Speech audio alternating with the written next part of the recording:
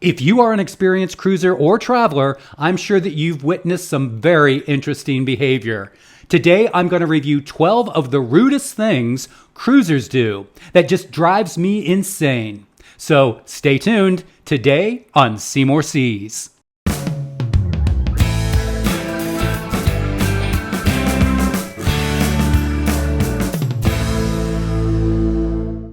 Traveling for a week with around 3,000 to 6,000 people, the chance of getting annoyed by somebody's behavior is actually pretty high, especially since you are all confined to the same amazing resort for the duration of your vacation.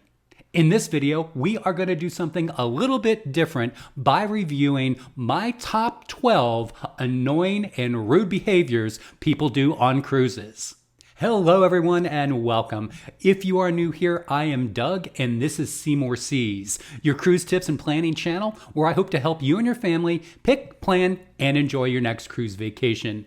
If you do find the video helpful, you know what to do. Give it that thumbs up and please subscribe to the channel if you have not done so already. There's a lot of great cruise content, tips, and information just like this. Cruise ships are getting bigger and bigger, with the average capacity being around 3,000 and goes all the way up over 6,000.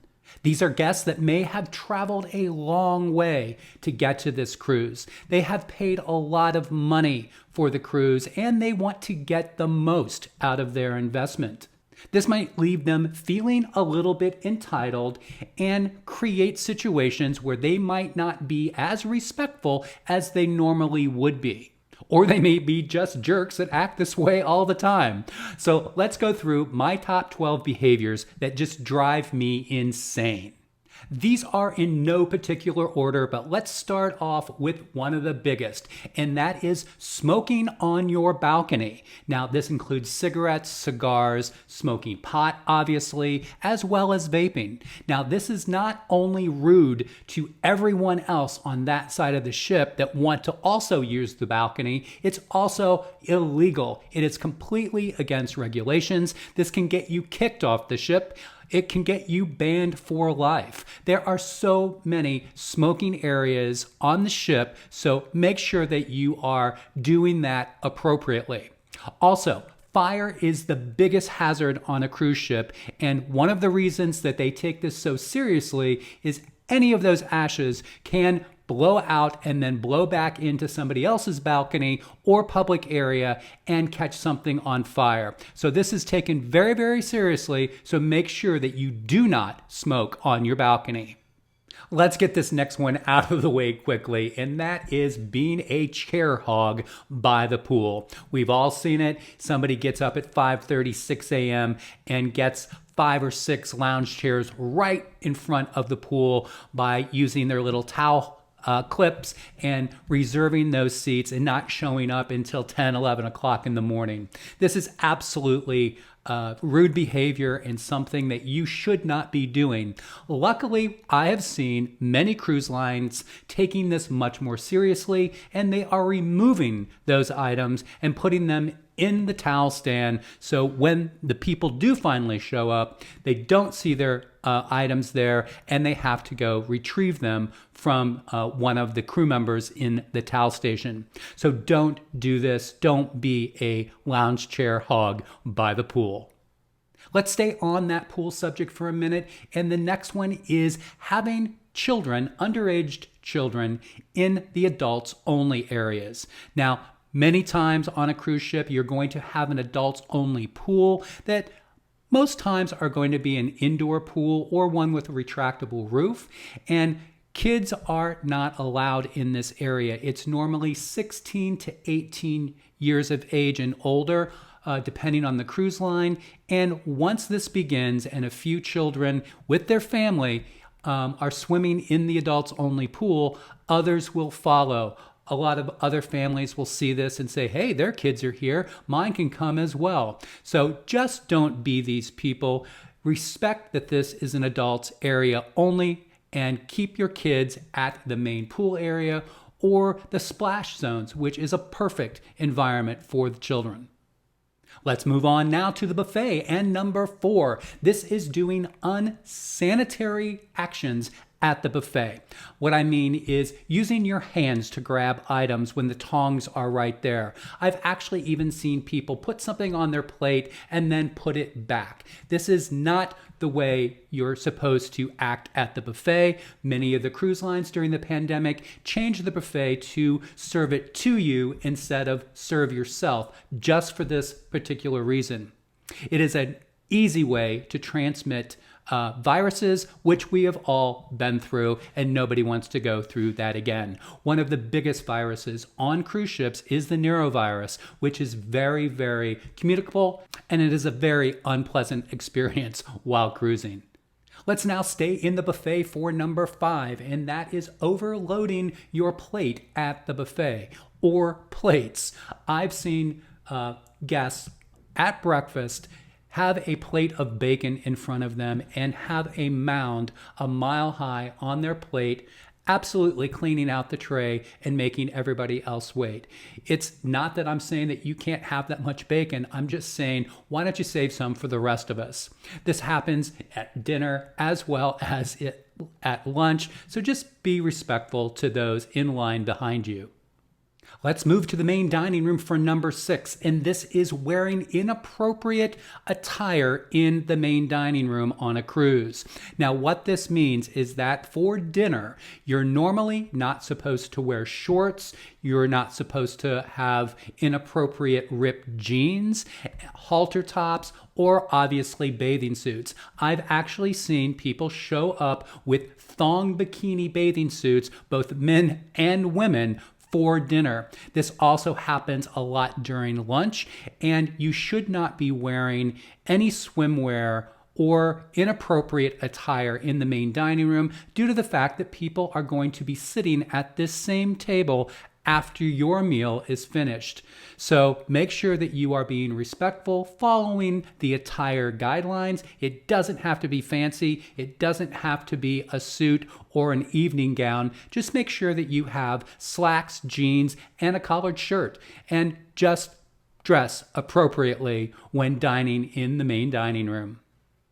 Behavior that drives me insane, number 7, is talking loudly in the hallways and by the elevators. This is something you'll find in hotels as well, but it is just not respectful to the other guests to be running up and down the hallways. I know the kids do it all the time, but it's just something to remember. And if you're having an argument, keep it with your inside voice, and just be aware that people may be napping, sleeping, and if this is happening late night, it is absolutely behavior that shouldn't be tolerated. So don't be those people.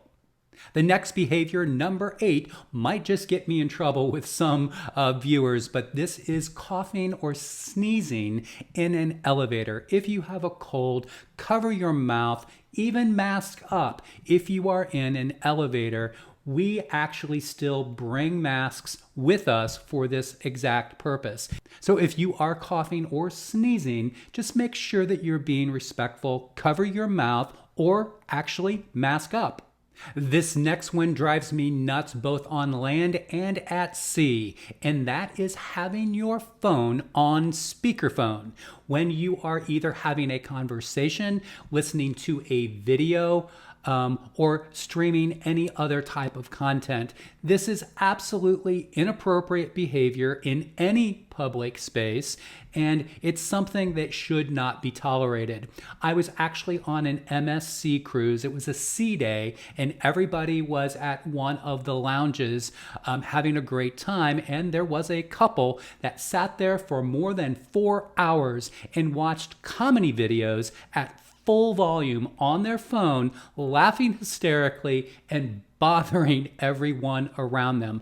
I obviously got up and left. I came back an hour later and they were still sitting there doing the exact same thing. So people, earbuds are cheap. They're plentiful. Make sure that you're either using your earbuds or that you're keeping your volume at a very low level so as not to bother any of your neighbors.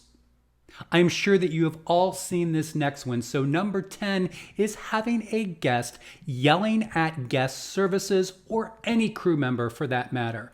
And many times Obviously, they're upset, they're frustrated, I get it, but you also have to recognize that these people did not do this to you. They also probably don't have the power to resolve it. And even if they do, it's not going to be any better for you to treat them with disrespect, and make sure that you kill them with kindness. That normally works better than yelling at them or even calling them names. This is belittling that employee, and they're just there to try to help you.